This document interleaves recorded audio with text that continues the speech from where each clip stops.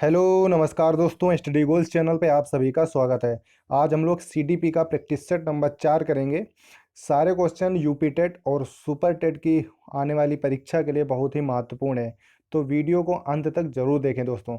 तो सबसे पहला क्वेश्चन है, भारतीय शिक्षा में अपव्यय एवं अवरोधन की समस्या पर सबसे पहले किस समिति ने चिंता प्रकट की थी? ऑप्शन है यशपाल समिति, कृष्णमूर्ति समिति, हार्टांग समिति, रेड्डी समिति। तो इसका सही जवाब होगा दोस्तों हार्टांग समिति। जो भारतीय शिक्षा में अपव्यय यानी कि ज़्यादा खर्च और अवरोधन की समस्या पर सबसे पहले किस समिति ने चिंता प्रकट की थी, तो वह है आपकी हार्टांग समिति। अगला क्वेश्चन है दोस्तों, सूक्ष्म शिक्षण का भारतीय मानक कितने मिनट का है? ऑप्शन है 25, 36, 45, 38। तो इसका सही जवाब होगा दोस्तों 36 मिनट। जो कि सूक्ष्म शिक्षण होता है तो भारतीय मानक में यह 36 मिनट का है। पूछा जाए दोस्तों कि सूक्ष्म शिक्षण का भारतीय मानक तैयार किसने किया था, तो यह तैयार किया था इंदौर यूनिवर्सिटी के साथ मिलकर एनसीईआरटी ने। किसने? एनसीईआरटी ने। पूछा जाए किस यूनिवर्सिटी के साथ में मिलकर, तो इंदौर यूनिवर्सिटी के साथ में मिलकर। वेरी वेरी इंपॉर्टेंट क्वेश्चन है। अगला क्वेश्चन है दोस्तों, एनसीएफ 2005 में कुल कितने अध्याय हैं? ऑप्शन है 2, 7, 6, 5। तो इसका सही जवाब होगा दोस्तों 5। तो एनसीएफ 2005 में कुल कितने अध्याय हैं? 5। पूछा जाए दोस्तों एनसीएफ 2005 में मार्गदर्शी सिद्धांत कितने हैं, तो वह भी कुल कितने हैं? 5। पूछा जाए परिशिष्ट, तो इसमें परिशिष्टों की कुल संख्या है 2। अब पूछा जाता है दोस्तों आरटीई एक्ट, तो आरटीई एक्ट में अध्याय कितने हैं? अध्याय हैं इसमें 7। और धारा कितनी है, तो धारा है टोटल 38। और अनुसूची, तो अनुसूची है इसमें 1। तो यह भी बहुत इंपॉर्टेंट है, यह याद रखना है। अगला क्वेश्चन है दोस्तों, आरटीई एक्ट 2009 के अनुसार अध्यापकों के प्रमुख कर्तव्य हैं। ऑप्शन है नियमितता एवं समय पालन, समय पर पाठ्यक्रम पूरा करना, प्रत्येक बच्चे की क्षमता का आकलन, उपरोक्त सभी। तो इसका सही जवाब होगा दोस्तों उपरोक्त सभी। जो आरटीई एक्ट 2009 है, तो इसमें अध्यापक का कर्तव्य है कि वह नियमितता बनाए रखे और समय का पालन करे, समय पर अपने पाठ्यक्रम को पूरा करे और प्रत्येक बच्चे की क्षमता का आकलन करे कि वह बच्चा क्या कर सकता है। पूछा जाए दोस्तों आरटीई एक्ट 2009 प्रभावी कब हुआ था, यह लागू कब हुआ था, तो लागू हुआ था आपका 1 अप्रैल 2010 को पूरे भारत में यह लागू हो गया था। अगला क्वेश्चन है दोस्तों, अभिप्रेरणा की उत्पत्ति मोटेम शब्द से हुई है, यह किस भाषा का शब्द है? ऑप्शन है ग्रीक, फ्रेंच, लैटिन, अंग्रेजी। तो इसका सही जवाब होगा दोस्तों लैटिन।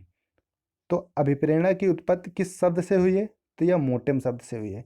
पूछा जाता है दोस्तों कि मोटेम किस भाषा का शब्द है, तो यह लैटिन भाषा का शब्द है।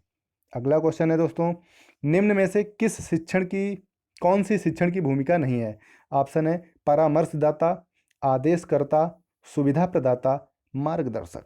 तो इसका सही जवाब होगा दोस्तों आदेशकर्ता। तो जो शिक्षण की या शिक्षक, सॉरी इसमें यहाँ पे शिक्षण, यहाँ पे शिक्षक होगा, तो शिक्षक की कौन सी भूमिका नहीं होनी चाहिए? आदेशकर्ता की भूमिका नहीं होनी चाहिए। इसमें कुल 5 शिक्षक की भूमिका बताई गई हैं। तो सबसे पहला तो हो गया आपका परामर्शदाता, दूसरा हो गया सुविधा प्रदाता, तीसरा हो गया आपका मार्गदर्शक, और चौथा होता है अनुश्रवणकर्ता। क्या होता है? अनुश्रवणकर्ता। और पांचवा है आपका नेतृत्वकर्ता। तो कुल 5 शिक्षक की भूमिकाएं इसमें बताई गई हैं। अगला क्वेश्चन है दोस्तों, संवैधानिक मूल्यों की झलक भारतीय संविधान में कहाँ से मिलती है? ऑप्शन है प्रस्तावना, अनुसूची, नीति निर्देशक तत्व, इनमें से कोई नहीं। तो इसका सही जवाब होगा दोस्तों प्रस्तावना। तो संवैधानिक मूल्यों की झलक भारतीय संविधान में कहाँ से मिलती है? आपके प्रस्तावना यानी कि प्रियम्बल से मिलती है। और पूछा जाए दोस्तों कि भारतीय संविधान में कुल कितनी अनुसूचियां हैं, तो अनुसूचियां हैं इसमें कुल 12। पूछा जाता है दोस्तों अनुच्छेद, तो अनुच्छेद हैं इसमें कुल 395। पूछा जाए दोस्तों नीति निर्देशक तत्व कहाँ से लिए गए हैं, तो यह लिए गए हैं आपके आयरलैंड से। पूछा जाए दोस्तों मूल अधिकारों की कुल संख्या कितनी है, तो यह संख्या है आपकी 6। पूछा जाए मूल कर्तव्य, तो मूल कर्तव्य हमारे संविधान में कितने हैं? 11 हैं। 11 मूल कर्तव्य भारतीय संविधान में दिए गए हैं। अगला क्वेश्चन है दोस्तों, व्यवसायिक नैतिकता में क्या महत्वपूर्ण है? ऑप्शन है ईमानदारी, जवाबदेही, पारदर्शिता, उपरोक्त सभी। तो इसका सही जवाब होगा दोस्तों उपरोक्त सभी। तो व्यावसायिक नैतिकता में सबसे महत्वपूर्ण क्या होगा? ईमानदारी। अगर आप कोई व्यवसाय करते हैं, कोई बिजनेस करते हैं, किसी प्रोफेशन में, तो उसमें आपकी भूमिका क्या होगी?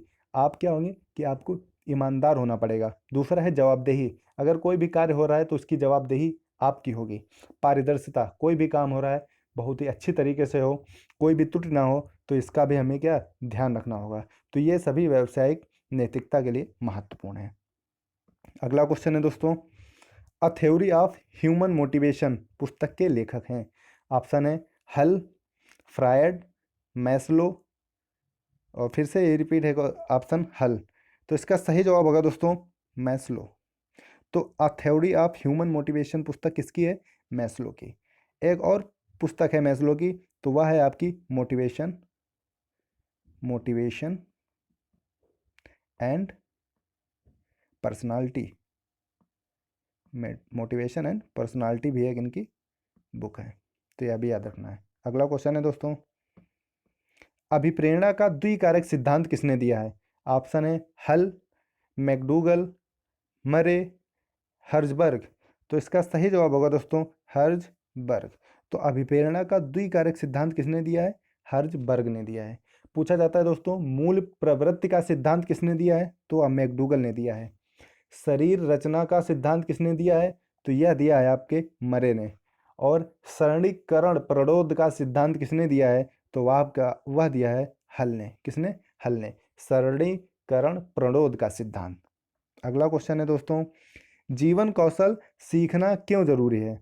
ऑप्शन है सफल एवं सार्थक जीवन के लिए, अच्छी नौकरी के लिए, पैसा कमाने के लिए, तनाव रहित एवं समायोजित जीवन के लिए।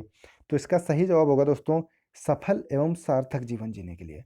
तो जीवन कौशल इसलिए नहीं सीखना चाहिए कि अच्छी नौकरी हो, पैसा कमाने के लिए, या तनाव रहित समायोजित यानी कि अच्छा गाड़ी हो, बंगला हो, ये सारी चीज़ें। तो जीवन कौशल इसीलिए सीखना चाहिए कि आप सफल हो सकें और सार्थक जीवन जी सकें। कौन सा? सार्थक जीवन के लिए। अगला क्वेश्चन है दोस्तों, दंड देते समय किन बातों का ध्यान में रखा जाना चाहिए? तो ऑप्शन है दंड अपराध गलती के अनुरूप हो, दूसरा है एक अपराध के लिए एक बार दंड दें, दंड निष्पक्ष हो, उपयुक्त सभी।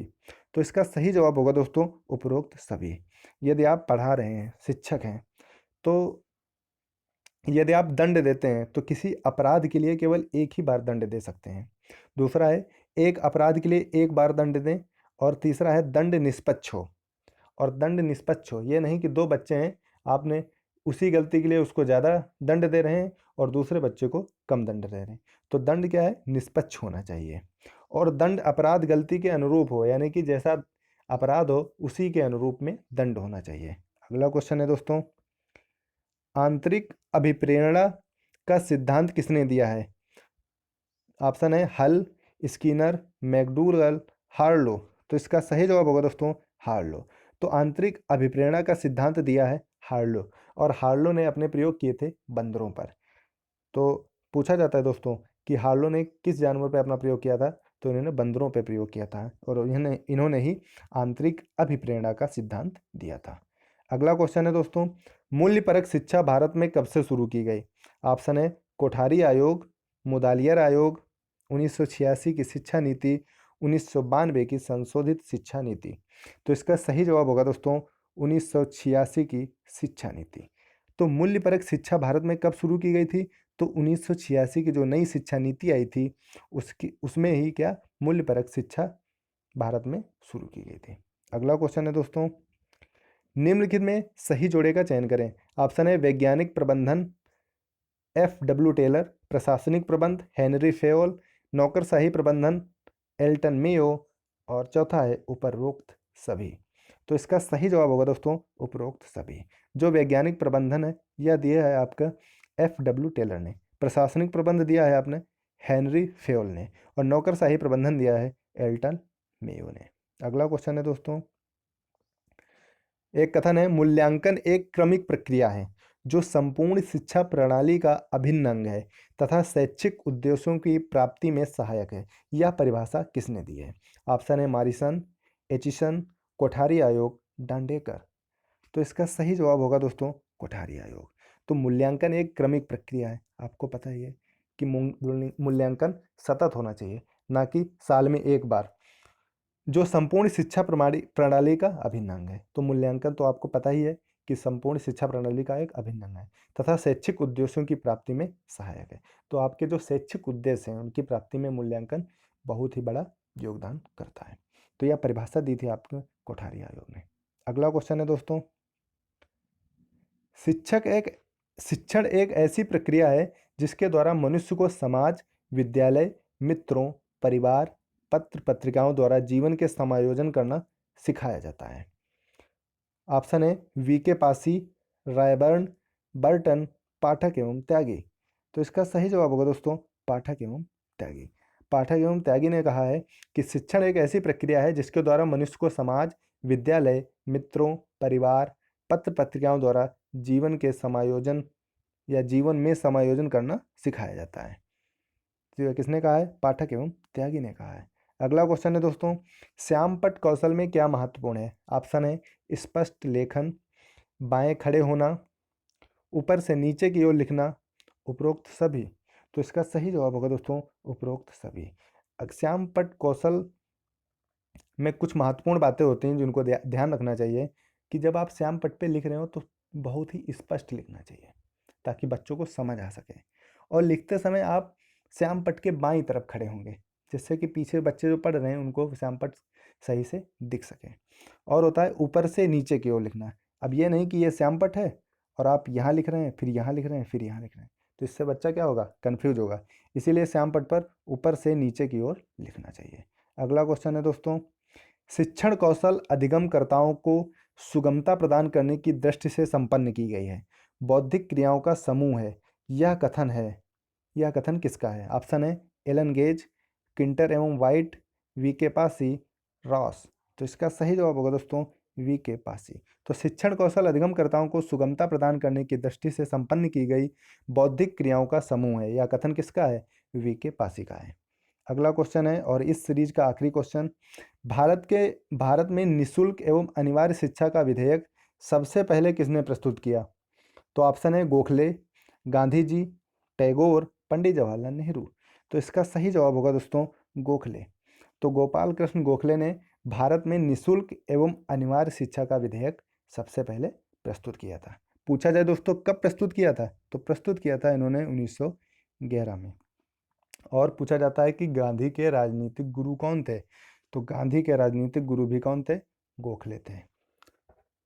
आज के लिए इतना ही दोस्तों। आप लोग कमेंट करके बताएंगे कि 20 प्रश्नों में से आपके कितने क्वेश्चन सही हैं। और वीडियो को लाइक करें, शेयर करें और कमेंट करें। और चैनल को अभी तक सब्सक्राइब नहीं किया तो चैनल को सब्सक्राइब जरूर कर लें। धन्यवाद।